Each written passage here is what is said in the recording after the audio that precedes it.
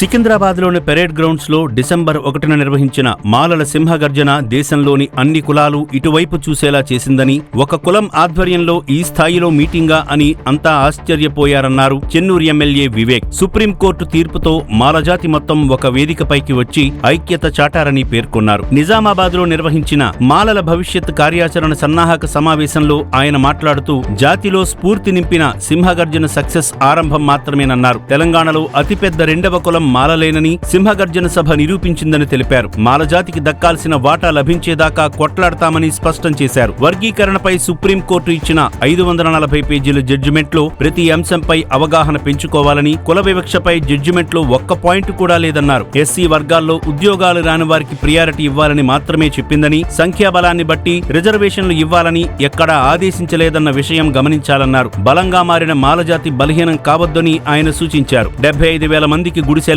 40,000 మందికి ఉద్యోగాలు ఇచ్చిన తన తండ్రి కాకా వెంకటస్వామి జాతి వివక్ష ఎక్కడా చూపలేదన్నారు. జాతి ప్రయోజనాల కోసం చేసే పోరాటంలో భేషజాలకు పోవద్దని, కుర్చీల కోసం పాకులాడవద్దని, అవసరమైతే త్యాగాలకు రెడీగా ఉండాలని వివేక్ పిలుపునిచ్చారు. తనకు పదవులు ముఖ్యం కాదని, మాలజాతి అండతో వారి శ్రేయస్సు కోసమే పనిచేస్తానని వివేక్ స్పష్టం చేశారు. కొందరు తమ స్వార్థం కోసం దళితుల్ని బలహీనపరచాలని చూస్తున్నారని, ఈ క్రమంలో మాలలు ఐక్యంగా ఉండి పోరాడితేనే తమ హక్కులను సాధించగలుగుతారని అన్నారు. అంబేద్కర్ రాసిన రాజ్యాంగంలో ఎస్సీ కులాలను విభజిస్తే భవిష్యత్తులో వారి రిజర్వేషన్లు పూర్తిగా తొలగిపోయే ప్రమాదముందని ఆర్టికల్ 341లో పొందుపరిచారని వివేక్ గుర్తు చేశారు.